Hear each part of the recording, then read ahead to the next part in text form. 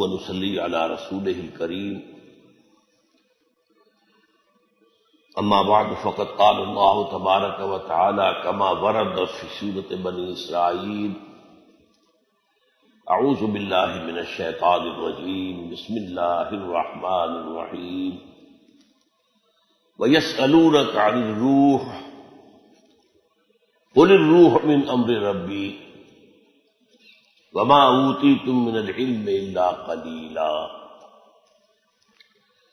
وقال عز وجل كما ورد في سورة الحجر وَإِذْ قَالَ رَبُّكَ لِلْمَلَائِكَةِ إِنِّي خَالِقٌ بَشَرًا مِّن صَلْصَالٍ مِّنْ حَمَإٍ مَّسْنُونٍ فَإِذَا سَوَّيْتُهُ وَنَفَخْتُ فِيهِ مِن رُّوحِي فَقَعُوا لَهُ سَاجِدِينَ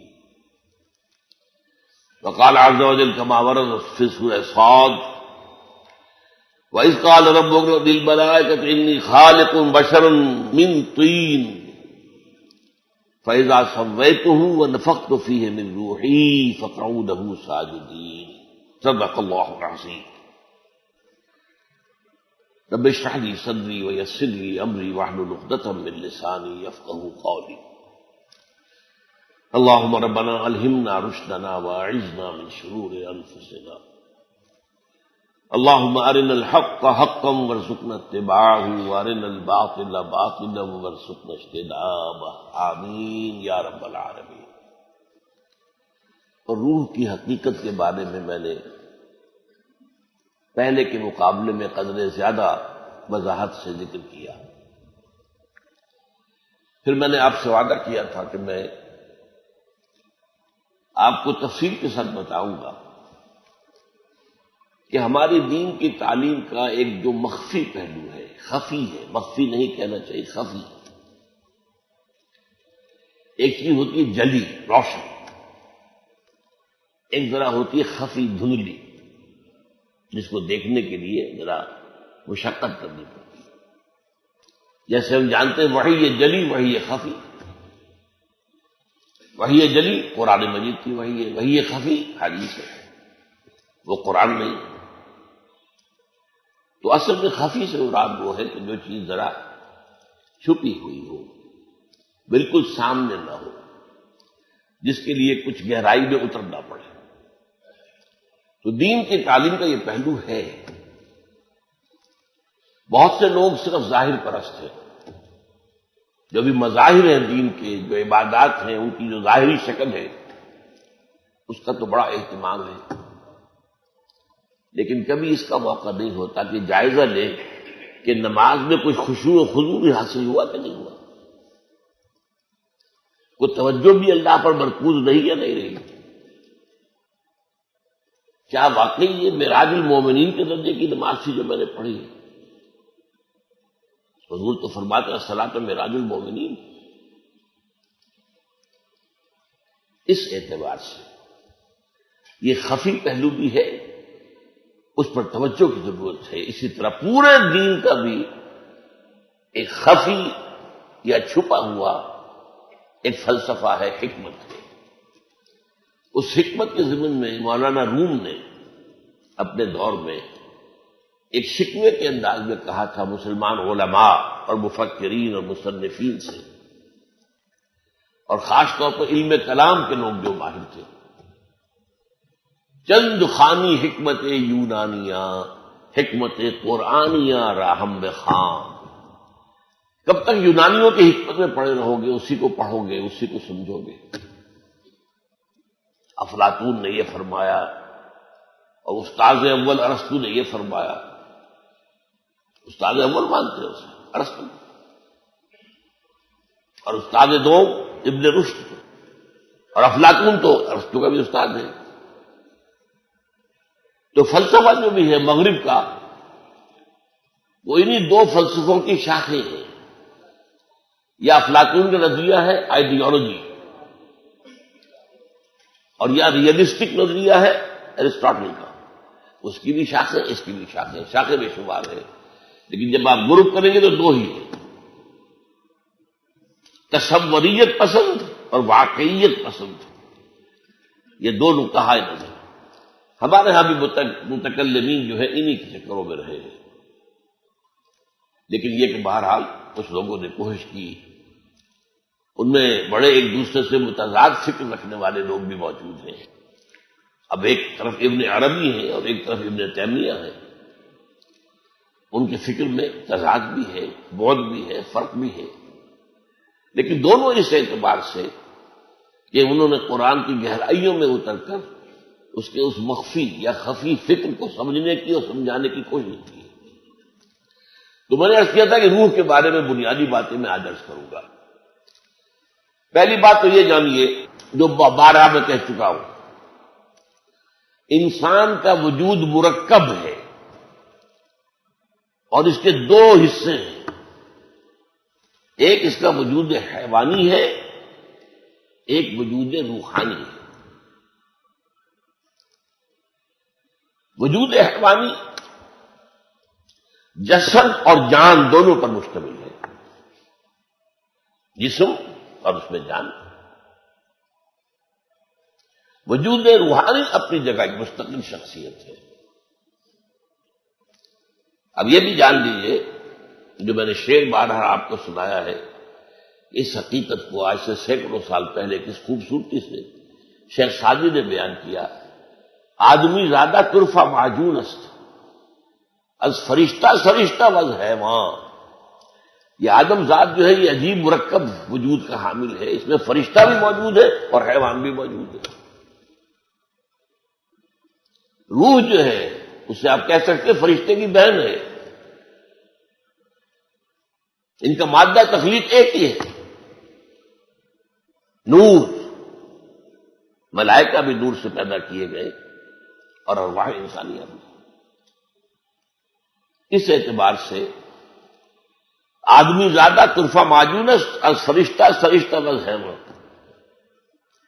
اور ایک اور شاعر نے کہا ہے بہت خوبصورت انداز میں، روح کے بارے میں کہہ دیں یا اس کو کسی اور طرف بھی لے جایا جا سکتا ہے، وہ اس طرح ابھی جانا نہیں چاہتا۔ جان نہاں در جسم او در جان نہاں، اے نہاں اندر نہاں اندر نہاں۔ جان ہمارے جسم میں چھپی ہوئی ہے، کہاں ہے؟ دیکھی کسی نے؟ موت کے وقت نکلتے دیکھا اس کو؟ کہاں ہے؟ ہم نے ڈسیکشن کی تھی میڈیکل کالج میں فرسٹ 2 ایئرس میں، تو ہمیں تو کہیں جان جو ہے پتہ نہیں چلا کہاں ہوتی ہے جان۔ آج بھی آپ اناٹومی کی کتابیں پڑھ جائیے، موٹی موٹی فزیولوجی پڑھ جائیے، جان کا کچھ پتہ نہیں کہاں ہوتی ہے۔ جان صرف ایک کیفیت کا نام ہے اور اس کا جسم سے علیحدہ کوئی تصور ہی نہیں، کوئی وجود ہی نہیں۔ سمجھ گئے میری بات؟ جان جسم کی ایک کیفیت کا نام ہے اور اس جسم کے علاوہ اس کا کوئی وجود نہیں۔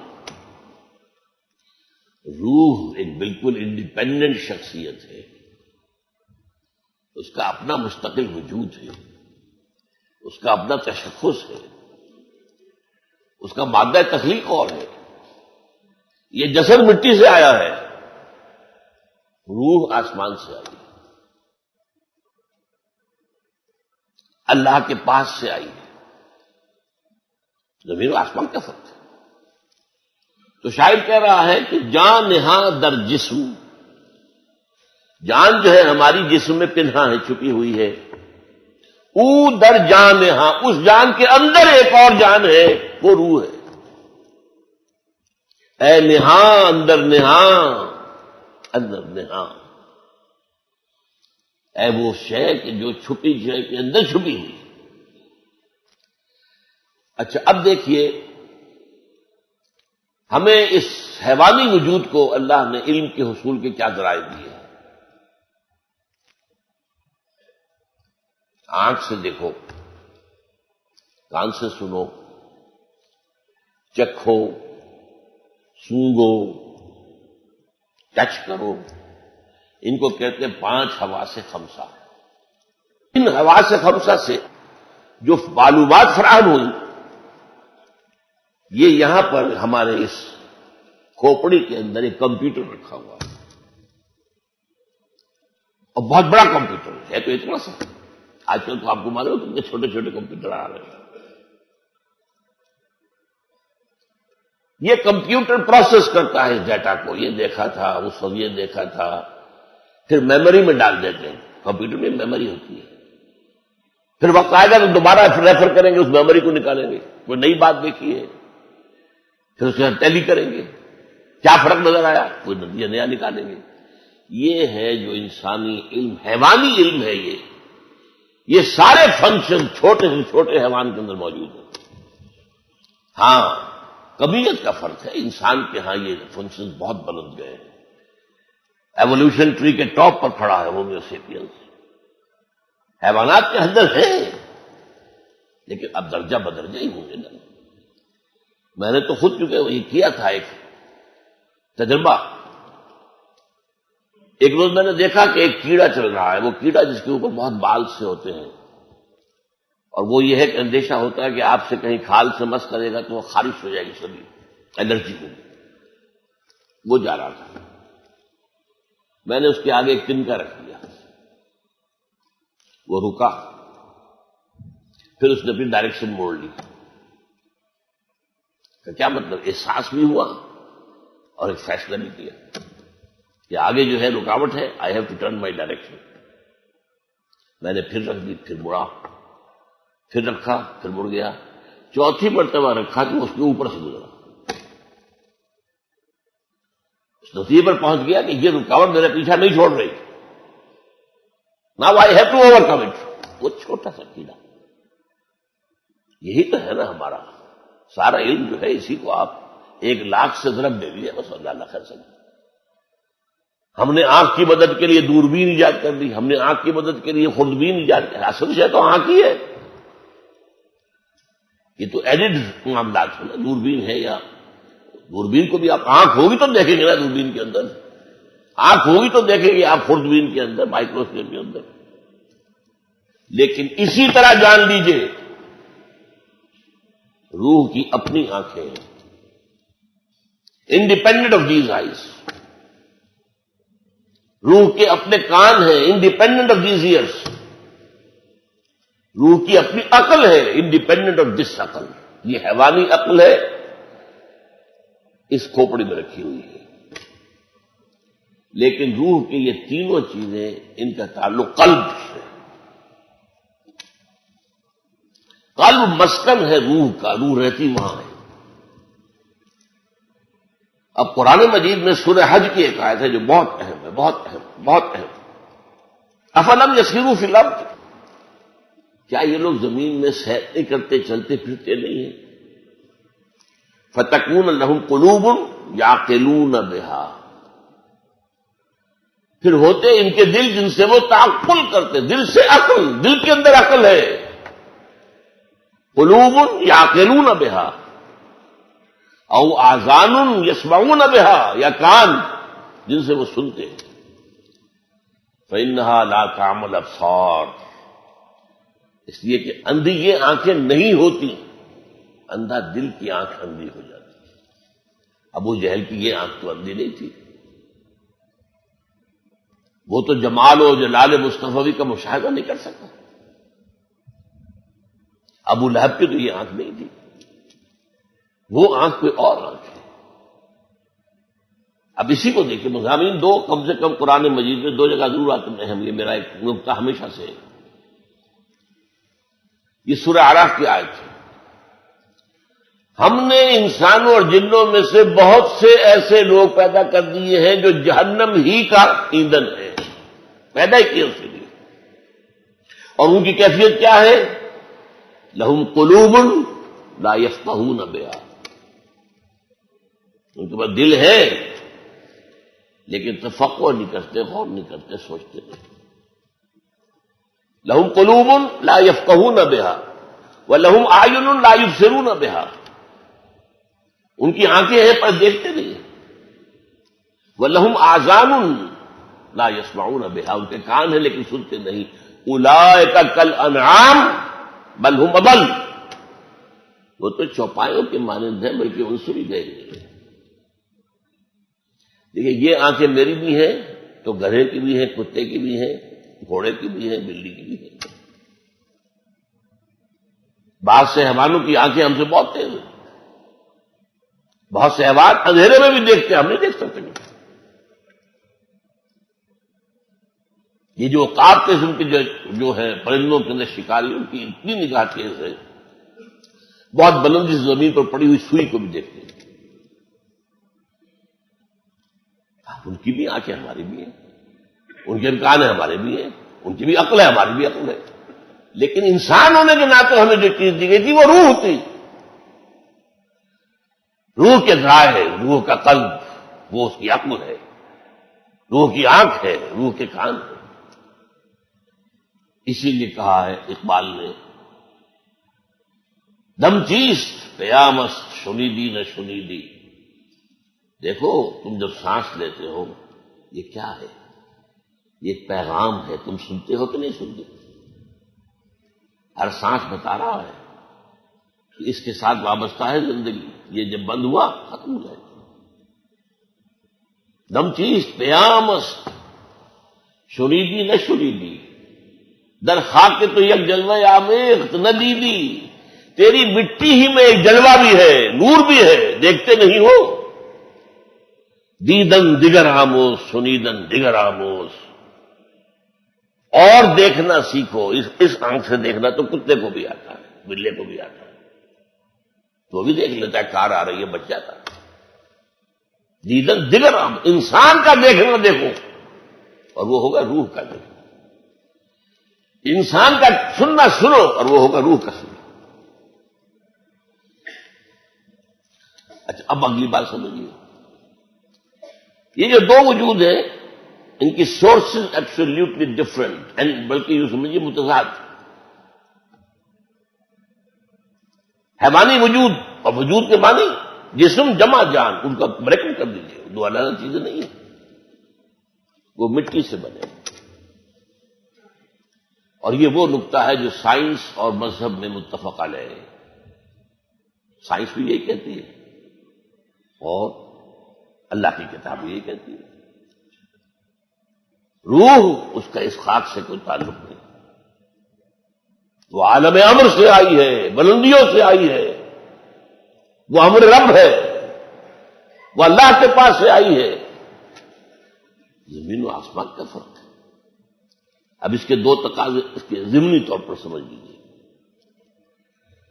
ہمارے جسد حیوانی کو جو طاقت چاہیے، قوت،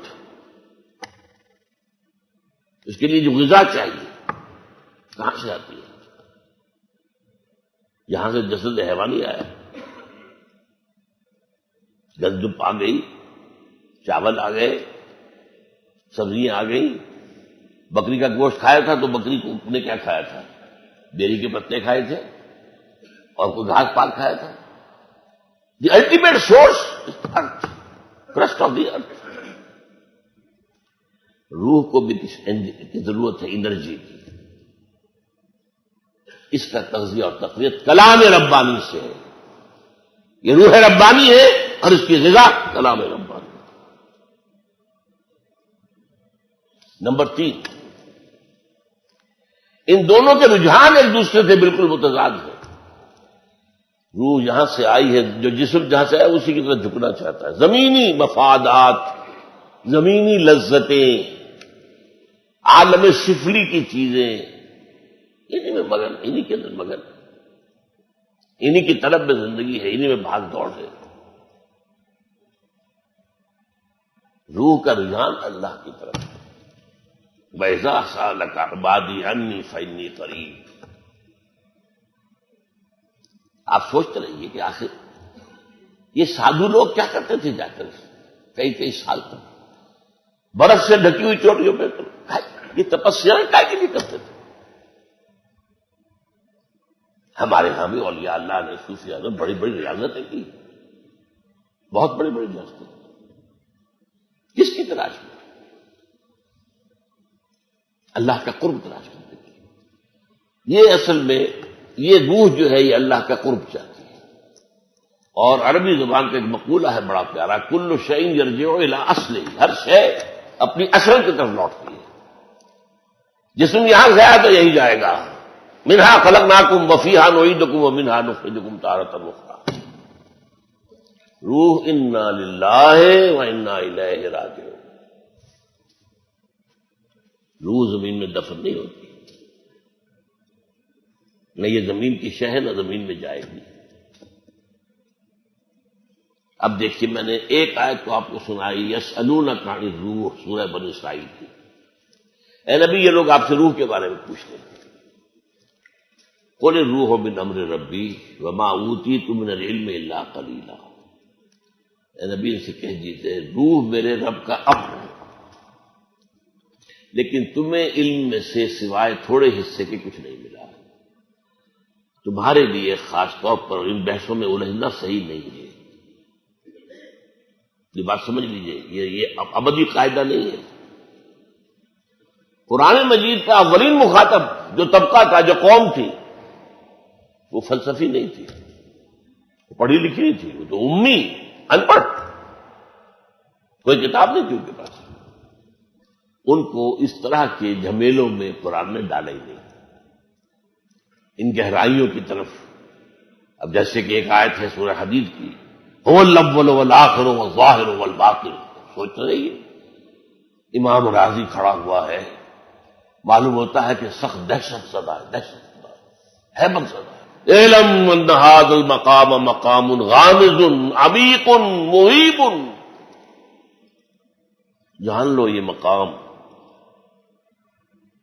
ہوشیار کہ رہ بردم تیز قدم را، ہوشیار ہو جاؤ کہ اس وقت تمہارا قدم جو ہے تلوار کی دھار پر ہے۔ یہ آیت وہ ہے،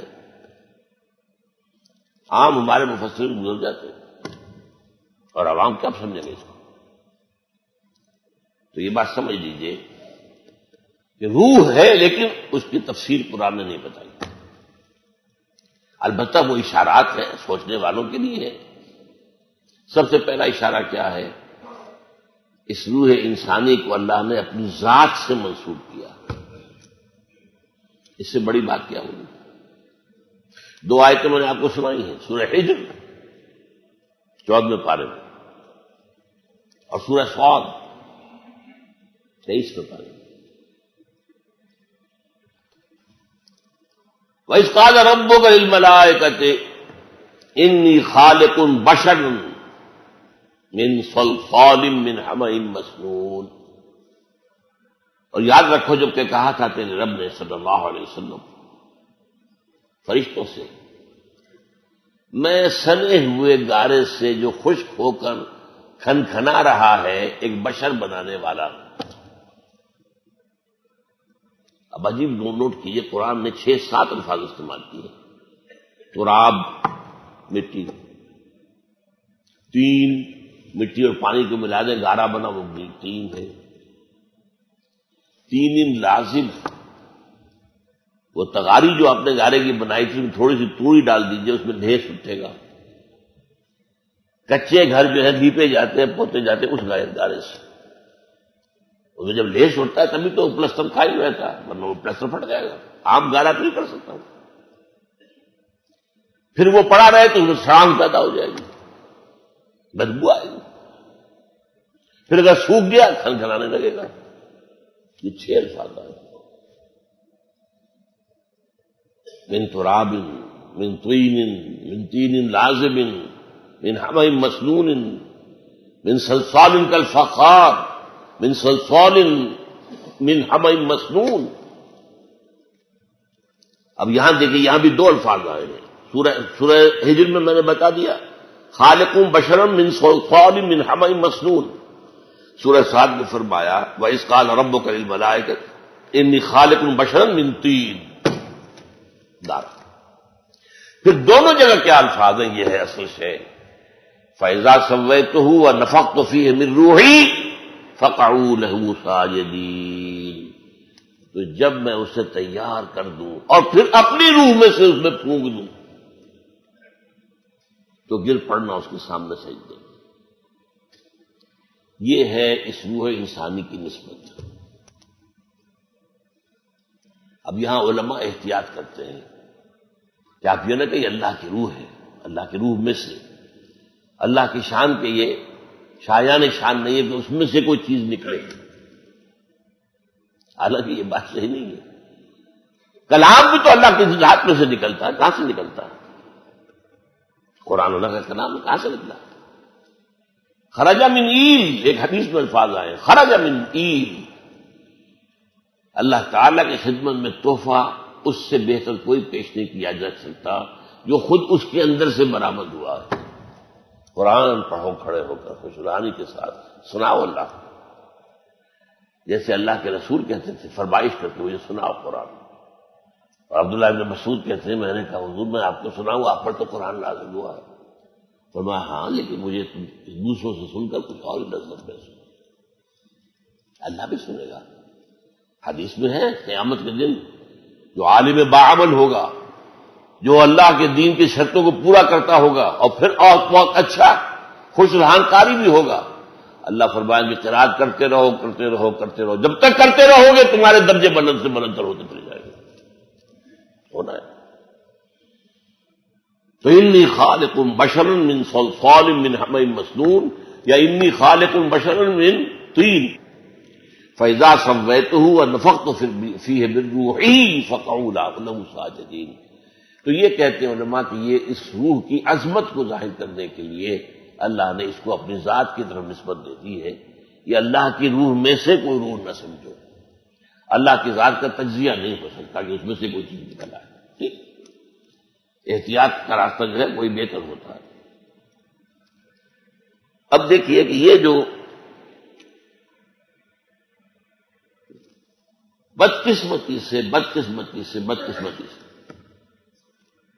ہمارا جو موجود جدید جو دینی فکر ہے، جو اپنی جگہ پر بعض اعتبارات سے بہت قیمتی ہے،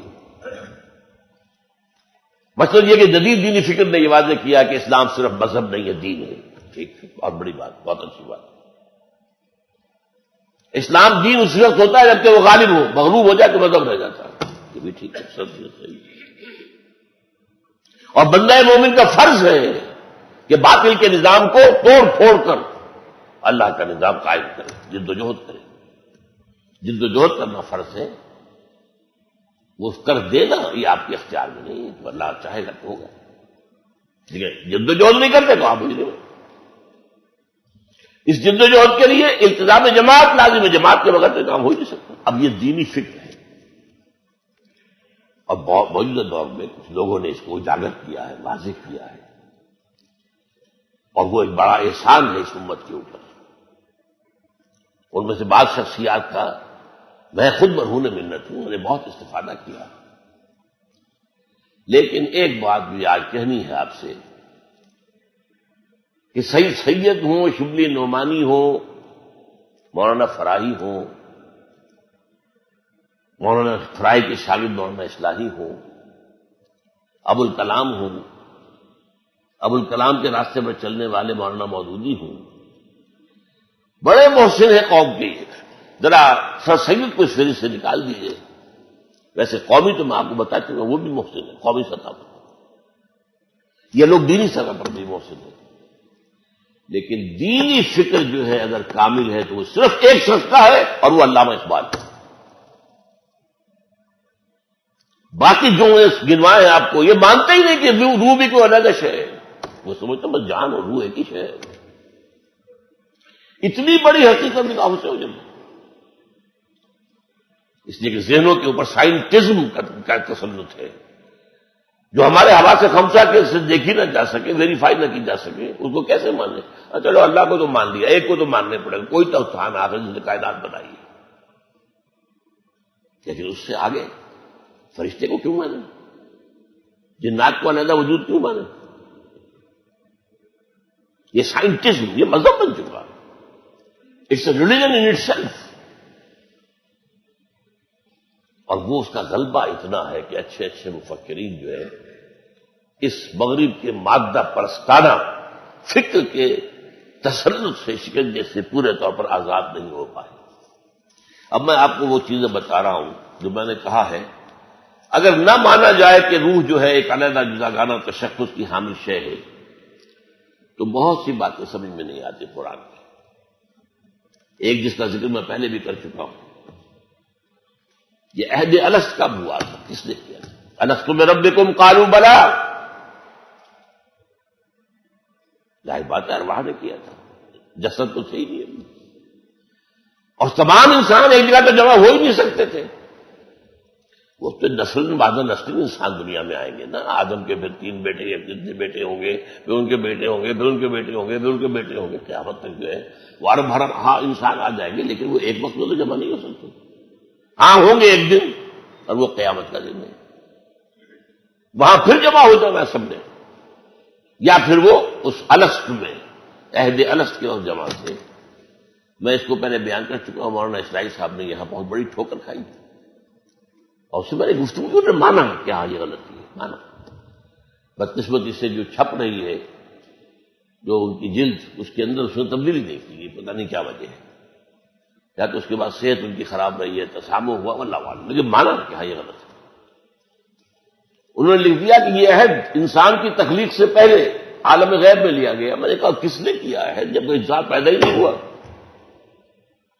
یہاں تو یہ ہے کہ دنیا میں بھی ہم کوئی چھوٹا سے چھوٹا معاہدہ کرتے ہیں تو کیا کہتے ہیں, میں بقائے لیے ہوش و حواس یہ عہد کرتا ہوں.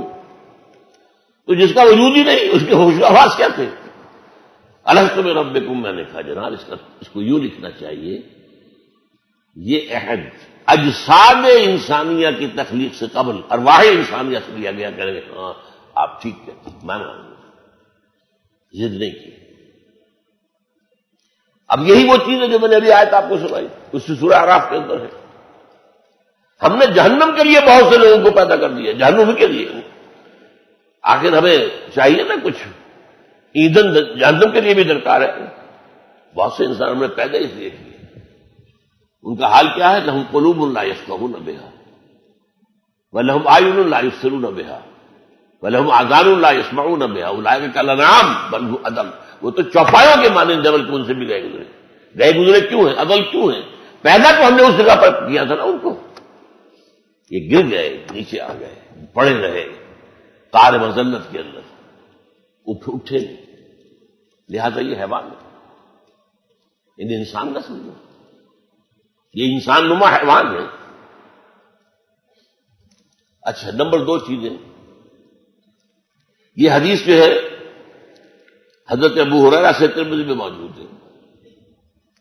حضور سے پوچھا گیا متى وجبت لك النبوت یا رسول اللہ, اے اللہ کے رسول آپ کو نبوت کب ملی؟ فرمایا والآدم بین الجسد والروح. ابھی آدم کی روح علیحدہ تھی, جس طرح تھا, ابھی روح میں پھونکی نہیں گئی تھی, تب بھی نبی تھا. کون سا نبی؟ محمد ابن عبداللہ ابن عبد المطلب. یہ تو بہت عرصے بعد 10-12 ہزار سال بعد آئیں گے دنیا میں. ان کی تو ولادت ہوگی آمنہ کے بطن سے اور عبداللہ کے صلب سے. یہ کون ہے؟ وہ روح ہے, روح محمدی. اور اسی کو ایک اور حدیث میں نور محمدی کہا گیا. بدقسمتی سے ہمارے ہاں ایک طرف جو بریلوی مکتب فکر کے لوگ ہیں, انہوں نے سارا جو ہے ڈیرا ہی لگا رکھا اس پر, اور ایک طرف دوسرے لوگ ہیں وہ اس کا انکار مطلق کرتے ہیں. لیکن نفس آیا ہے نور, قرآن کو بھی نور کہا گیا, اور جو ہے روح کو بھی نور کہا گیا. روح محمدی, نور محمدی. یہ حدیث جو ہے حضرت جابر بن عبداللہ رضی اللہ تعالیٰ عنہ سے, حدیث کی کتاب مصنف عبد الرزاق اس میں مطلوب ہے. حضرت جابر نے پوچھا حضور اللہ نے سب سے پہلے کس شے کو پیدا کیا؟ بڑے عجیب انداز میں نے فرمایا نور و نبی کا یا جابر, نور و نبی کا یا جابر. اے جابر تمہارے نبی کے نور کو پیدا کیا. اب اس پر جو ندے چڑھا رکھے ہیں صوفیوں نے, ان کا میں مانتا نہیں ہوں. وہ کہتے ہیں اس نور سے سب ساری دنیا بن نہیں, پتہ نہیں. وہ تو ارواح تمام انسانوں کی علیحدہ اس وقت بھی تھی, لیکن ارواح کے اندر بھی شان تھی. حضور کی جو روح ہے اس کی اپنی شان تھی, ابراہیم کی روح کی اپنی شان تھی, موسیٰ اور عیسیٰ کی ارواح کی اپنی اپنی شانیں تھی. لیکن سب سے اونچی شان اور سب سے پہلے مخلوق اس عالم امر میں حضرت حضور صلی اللہ علیہ وسلم کی روح مبارک ہو, تو اس میں کون سا حرج کی بات ہے؟ کہاں کا شرک آ گیا اس میں؟ دیکھیے میں فرق کیا کرتا ہوں, ایک ایک بات علمی طور پر جاننا, ایک ہے شرک. ہم فرشتوں کو مانتے ہیں نہیں کہ فرشتے موجود ہیں چاروں طرف. صحیح حدیث ہے مجتمع قوم فی بیت من بیوت اللہ یتلون کتاب اللہ ویتدارسونہ بینہم. اللہ نہیں جمع ہوتے کچھ لوگ اللہ کے گھروں میں سے کسی گھر میں قرآن کو پڑھنے اور مذاکرہ کرنے میں، اللہ غشیتہم الرحمہ ونزلت علیہم السکینہ وحفتہم الملائکہ، لیکن ان کے اوپر اللہ تعالیٰ کی سکینت نازل ہوتی ہے، خشیت ان کو ڈھانپ لیتی ہے، اور فرشتے ان کے گرد گھیرا باندھ دیتے ہیں۔ وذکر اللہ فی من عندہ، اللہ ذکر کرتا ہے ان کا، دیکھو فرشتوں تم نے کہا تھا یہ فساد مچائے گا، دیکھو میرے بندے میرے گھر میں بیٹھے میری کتاب پڑھ رہے ہیں۔ وذکرہم اللہ فی من عندہ، ملائکہ مقربین میں جا کے ذکر ہوگا، فرشتے ہیں، اچھا فرشتے تو میرے ساتھ دو موجود ہیں۔ اس کو ماننے سے شرک نہیں آیا، میں فرشتے سے کہوں یہ میرا کام کر دو یہ شرک ہو جائے گا۔ دعا اللہ کے سوا کسی سے نہیں۔ اسی طرح شاہ ولی اللہ دہلوی کا کہنا یہ ہے کہ اولیاء اللہ، اللہ کے بہت نیک بندے جو ہیں، ان کی ارواح کو اللہ تعالیٰ ان کے انتقال کے بعد ملائکہ اسفل کے طبقے میں شامل کر دیتے ہیں۔ یہ میں بتا دوں بہن بھائی ہیں، یہ فرشتے اور روحیں جو ہیں بہن بھائی ہیں، ایک ہی مادہ تخلیق ہے دونوں کا، نور۔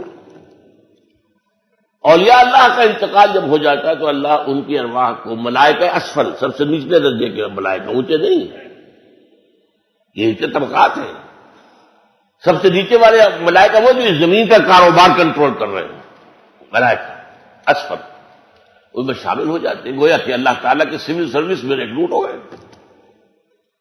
اس بات کو کوئی مانے نہ مانے اس کو اختیار ہے، لیکن اس کو شرک کہنا یہ ظلم ہے۔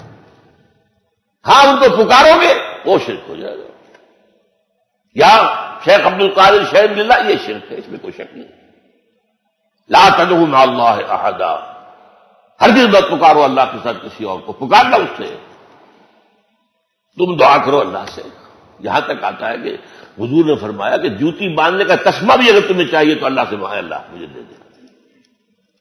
مجھے اس سے کیا غرض ہے؟ اللہ کسی فرشتے کو بھیج دے انسانی شکل میں، لو بھائی تسمہ، کسی روح کو دے دے بھیج دے، وہ دے لو بھی لے لو، یہ مجھے غرض نہیں ہے، مجھے پکارنا اللہ کو، دعا ندا والا۔ اب آگے چاہیے، میں ابھی ذکر کر چکا ہوں اس میں کہ قیامت کے دن جو ہے تمام انسان پھر کھڑے ہوں گے اللہ کے سامنے، یوم یقوم الروح والملائکۃ صفا لا یتکلمون الا من اذن له الرحمن وقال صوابا۔ یہ سب آ گئے دوبارہ، دنیا میں تو یہ آئے تھے سیکوینس کے ساتھ، کوئی آج سے 10,000 سال پہلے آیا تھا، کوئی 9,000 سال پہلے، کوئی 8,000 سال پہلے، وہ چلیے قریب، اور ابھی کوئی بہت سے وہ آنے ہیں، وہ ایک دم جمع ہو جائیں گے۔ سورہ کہف میں فرمایا، یہ نقشہ دیکھیے، نقشہ دیکھیے، اللہ کے آمنے صفیں بنی ہوں گی، فرشتوں کی صفیں اور ارواح انسانیوں کی صفیں۔ ارواح کے بارے میں تو حدیث بہت بھی، الارواح جنود مجندہ، لشکروں کے معنی نہیں۔ اللہ فرمائے گا لقد جئتمونا کما خلقناکم اول مرہ، آ گئے ہو نا ہمارے پاس جیسے کہ ہم نے تمہیں پہلی مرتبہ پیدا کیا۔ پہلی تخلیق تھی عالم امر میں، عالم ارواح میں، اور وہ بیک وقت سب کی تھی، بابا آدم سے لے کر آخری آدمی تک جو دنیا میں آئے گا سب کے ارواح میں۔ دوسری تخلیق ہوئی ہے مرحلہ وار، ہر شخص کی ماں کے پیٹ میں، جب وہ 120 دن کا جنین بن گیا، امبریو آف 120 days، ثم یرسل الملک فینفخ فیہ الروح، پھر فرشتہ بھیجا جاتا ہے جو اس میں روح دیتا ہے۔ اب یہ تخلیق ثانی ہو گئی، آ گئے نا ہمارے پاس، کما خلقناکم اول مرہ۔ یہ جو میں نے اپنے جمعوں میں آیت بیان کی ہے کہ سورۃ المومن کی آیت ہے کہ جہنم میں جہنمی فریاد کریں گے اللہ سے، ربنا امتنا اثنتین واحییتنا اثنتین فاعترفنا بذنوبنا فهل الى خروج من سبیل. اللہ تو نے ہمیں 2 مرتبہ مارا، 2 مرتبہ زندہ کیا، اب ہم اپنے کوتاہیوں کا اعتراف کر رہے ہیں. تو یہاں سے نکلنے کا کوئی راستہ ہے کہ نہیں؟ 4-5 ادوار ہم پر آ چکے، ایک دور اور ہو جائے، ہمیں یہاں سے نکل کر مہلت دے دیں. اب یہ کون سے 2 اماتیں اور کون سے 2 احیاء؟ پہلی تخلیق اول ہے، اماتہ نہیں ہے، وہ تو ابداع ہے. ارواح کو کریشن ایکس نہیلو، وداؤٹ کسی شے کے پیدا کیا گیا. اس کے بعد انہیں سلا دیا گیا عہد لینے کے بعد. وہ پہلی زندگی تھی، پہلی موت آ گئی. اب وہ پڑے ہیں کولڈ سٹوریج کے اندر. جب میرا جنین تیار ہوا تھا رحم مادر میں، میری روح لا کر ڈالتی تھی، یہ احیاء اول ہو گیا. اب میں مروں گا، وہ اماتہ ثانی ہو جائے گا. پھر اٹھایا جائے گا، وہ احیاء ثانی ہو جائے گا. اس کے بعد کیا ہوگا؟ شروع میں کیا تھا؟ انا للہ، پھر کیا ہوگا؟ انا الیہ راجعون. اب یہ آج کیسے سمجھ میں آئے گی اگر یہ معلوم نہ ہو کہ روح اور شے ہے، جان ہے، اور یہ جسم جان ہے، اس کا مرکب بالکل مختلف ہے. اچھا، قرآن میں پھر وہی بات کہ اہم بات کم سے کم 2 دفعہ ضرور آئے گی. سورہ بقرہ کے 30 رکوع میں بھی یہ بات موجود ہے. کیف تکفرون باللہ وکنتم امواتا فاحیاکم ثم یمیتکم ثم یحییکم ثم الیہ ترجعون. یہاں صرف تخلیق کا ذکر نہیں ہے اور پہلی زندگی کا ذکر نہیں ہے، اس کے بعد موت کی شکل میں تھے نا. اس دنیا میں آنے سے پہلے آپ مردہ تھے، معدوم نہیں تھے. ہماری ارواح تھی، سوئی ہوئی تھی. کیف تکفرون باللہ، اللہ کا انکار کیسے کرتے ہو جبکہ تم مردہ تھے. فاحیاکم، یہ احیاء جو ہوا ہے پہلا، یہ ماں کے بطن میں ہوا. ثم یمیتکم، پھر وہ تمہیں مارے گا، یہ اماتہ ثانی ہو جائے گا. ثم یحییکم، پھر تمہیں زندہ کرے گا. ثم الیہ ترجعون، پھر تم اس کی طرف لوٹ جاؤ گے. یہ ہے جو میں کہہ رہا ہوں کہ دین کی تعلیمات کا یہ خفی پہلو ہے، یہ فلسفیانہ پہلو ہے. ان چیزوں کو آج سمجھنا اس لیے ضروری ہو گیا ہے کہ بہت سے معاملات میں سائنس بہت آگے نکل گئی. اب آپ کو سائنس اور دین کے درمیان، تعلیمات کے درمیان بڑے کلوز ریلیشن شپ کی ضرورت ہے. اب اس کے علاوہ اہم بات، قرآن یہ بھی کہتا ہے لقد خلقنا الانسان فی احسن تقویم، اور پھر کہتا ہے ثم رددناہ اسفل سافلین. کیا مطلب ہے؟ احسن تقویم پر ارواح پیدا کی گئی تھی. تو تم ملائکہ کی ہم پلہ ہیں، احسن تقویم. پھر اس بیچاری روح کو جو اس عالم بالا کے ناز و نام کی پڑی، اس کو لا کر ایک انسان کے بچے کے اس کے جسد میں ڈال دیا گیا. اور انسان کا بچہ کمزور ترین شے ہے دنیا کی، یہ معلوم ہونا چاہیے آپ کو. حیوانات کے بچوں کا کیا ہوتا ہے؟ بکری نے ابھی بچہ دیا، چند منٹ لگیں گے اس کو، وہ ٹانگیں ذرا اس کی لڑکھڑائے گی، وہ کھڑا چل رہا ہے. بچڑے، کٹے اور جانور، انڈے میں سے نکلا ہے وہ چوزا، بھاگ رہا، دوڑ رہا، چل رہا، انڈے میں سے بھی نکلتا ہی. یہ جو کمزور ترین انسان کا بچہ، وہ روح لا کر اس میں ڈال دی گئی، باندھ دی گئی اس کے ساتھ. اب اس کا کام یہ ہے کہ اسے جو جسم مل رہا ہے اس دنیا کے اندر، اس کے ذریعے سے نیکیاں کمائے تاکہ اپنے مقام پر دوبارہ پہنچ جائے. کسی نے تمہیں پہاڑ پر سے گرا دیا ہے، اب تمہیں چڑھنا پڑے گا. ذرا چڑھائی میں محنت لگے گی نا. تمہارا مقام تو بہت بلند تھا، فرشتوں سے بلند، لیکن وہاں سے اب گرا کہاں دیے گئے؟ ظاہر بات ہے فرشتوں سے نیچے جنات ہیں، جنات سے نیچے یہ سارے حیوانات ہیں زمین کے، اور ان میں ایک انسان بھی ہے. اور میں بتا چکا ہوں آپ کو کہ تمام حیوانات میں ضعیف ترین بچہ وہ انسان کا ہوتا ہے، کتنا وقت لگتا ہے اسے، کس طرح اس کو چلانے کے لیے، چلانا سیکھنے سکھانے کے لیے جو پاپڑ بیلنے پڑتے ہیں، اس کو بولنا سکھانا پڑتا ہے، وہ کس قدر ضعیف۔ یہ اب دونوں باتیں ٹھیک ہو گئی۔ اسی طرح قرآن یہ بھی کہتا ہے ظلوم ہے انسان، جہول ہے انسان، خلق حلوا، بہت جلدی پسند ہے، اجرت پسند ہے، اور بہت ہی چھٹ گرا ہے۔ یہ ساری کس کے لیے کہی جا رہی ہے؟ جو اشرف المخلوقات ہے۔ کیوں؟ یا یہ غلط ہے یا وہ غلط ہے؟ نہیں بھائی، دونوں صحیح ہے۔ اپنی خلقت کے اعتبار سے ظلوم بھی ہے، جہول بھی ہے، عجول بھی ہے، حلو بھی ہے، اپنی فطرت کے اعتبار سے، روح کے اعتبار سے بلند ترین ہے۔ دونوں چیزیں اپنی جگہ۔ اور اسی سورہ احزاب کے اندر یہ جو فرمایا گیا، ہم نے امانت پیش کی آسمانوں پر، زمین پر، پہاڑوں پر، کسی نے اٹھانے کا حوصلہ نہ دکھایا۔ حملہ الانسان، یہ امانت کون سی ہے؟ یہ روح ربانی، جنات میں نہیں ہے یہ۔ ویسے جنات کی تخلیق ہم سے بلندر سطح پر ہوئی ہے، آگ سے بنائے گئے، وہ اس کائنات میں بہت دور دور تک جا سکتے ہیں۔ میرے نزدیک سمائے دنیا تک تو ان کی رسائی ہے، وہ جاتے ہیں۔ ہمیں تو بڑے بڑے جو ہے میزائل بنانے پڑیں گے، کیا کیا بنانا پڑے گا، کچھ ارب ڈالر سے جو ایک مشین بنتی ہے جو جاتی ہے، تو وہ بھی خلا کے ابتدائی جگہوں میں ٹکرے مار کے آ جاتی ہے، کیا کرنا ہے؟ چاند پر اتر کے بڑا کمال کیا۔ یہ فرشتے یہ جاتے ہیں، یہ تو آسمان کے سمائے دنیا پر جا کر فرشتوں کی سرگوشیاں سنتے ہیں، یسترقون السمع، سنتے ہیں، چرا دیتے ہیں، اور وہاں سے آ کر اپنے کاہن جو زمین پہ بیٹھے ہوئے اپنے دلال، ان کو بتاتے اب یہ ہونے والا ہے، اور وہ اس کے بنا پر پیشگوئی کرتے ہیں، اپنا دھندا چلاتے ہیں۔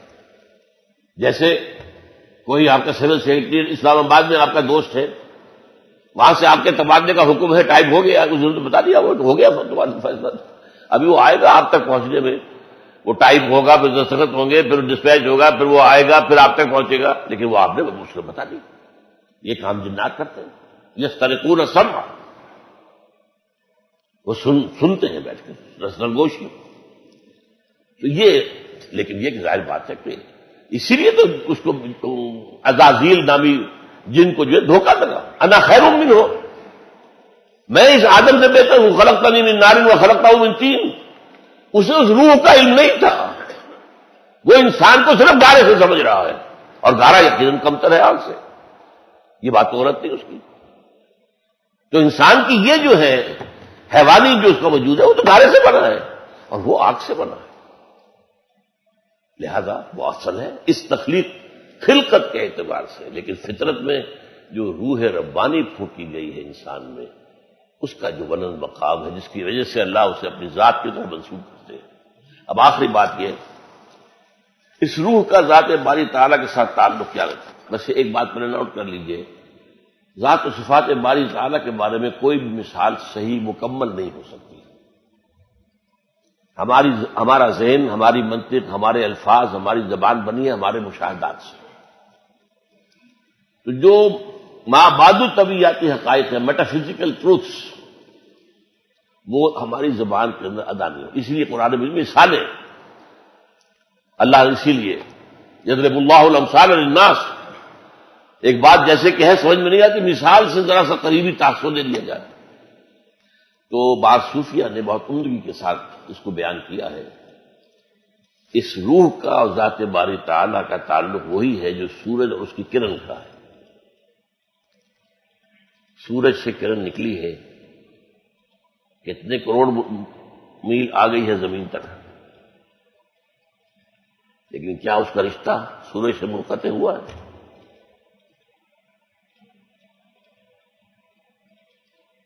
ایک اور بات مجھے یاد پڑتا ہے کہ ایک بڑے فزسٹ جو فزکس میں بہت بڑے ماہر انہوں نے بتائی تھی کہ یہ جو رے آف سن ہے یہ ہائپر بولا کے انداز میں چلتی ہے، اسٹریٹ لائن میں نہیں آتی کہ یوں ہو کے، اگر تو درمیان میں کوئی شے آ گئی جس نے اسے جذب کر لیا تو ختم ہوئی، کنزیوم ہو گئی، ورنہ کوئی شے درمیان میں نہیں تو واپس چلی جائے گی سورج کے اندر۔ انا للہ و انا الیہ راجعون۔ تو جیسے یہ سورج کی کرن کا معاملہ اگر یہ صحیح ہے، میں آئی ایم ناٹ ڈیفینیٹ، کافی پرانی بات ہے یہ، لیکن فزسسٹ تھے، وہ فزکس کے بہت بڑے ماہر تھے، پروفیسر تھے، انہوں نے بتایا. تو اس حوالے سے یہ تعلق ہے بندے کی روح کا اللہ کی ذات کے ساتھ. اور یہ میں نے اصل میں جو چیزیں بیان کی ہیں مشکل مضامین ہیں، پھر بھی آپ ان پر غور کیجیے. اقول قولی ھذا واستغفر اللہ لی ولکم ولسائر المسلمین والمسلمات.